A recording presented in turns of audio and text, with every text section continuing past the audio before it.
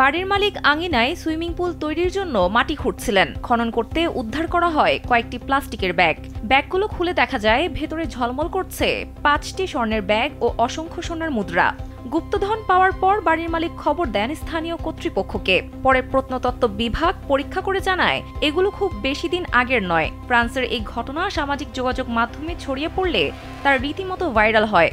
পুলিশের তদন্তে ধরা পড়ে এসব সোনা চুরি বা অবৈধভাবে আনা হয়। ফলে গুপ্তধনের ওপর দাবি প্রতিষ্ঠিত হয় জমির মালিকের। দেশটির সিভিল কোর্ট জমির মালিককে পরবর্তীতে এগুলো হস্তান্তর করে। ফরাসি সংবাদপত্র লা প্রোগ্রে এ খবর অনুযায়ী এ গুপ্তধনের মূল্য প্রায় ৮০,০০০ মার্কিন ডলার, যা বাংলাদেশি মুদ্রায় প্রায় ৮০ লাখ টাকার সমান। সোনার বার ও মুদ্রাগুলো বাড়ির আঙিনায় পুঁতে রাখার কারণ এখনও জানা যায়নি। কারণ ওই বাড়ির আগের মালিকের মৃত্যু হয়েছে। গত কয়েক মাসে বিশ্বের বিভিন্ন প্রান্তে একের পর এক এরকম কাকতালীয় গুপ্তধনের সন্ধান মিলছে। সুইডেনে উদ্ধার হয়েছে মধ্যযুগের রৌপ্য মুদ্রা ও মূল্যবান গহনা। জার্মানিতে পাওয়া গেছে ২,২০০ বছরের পুরনো সোনার মুদ্রা।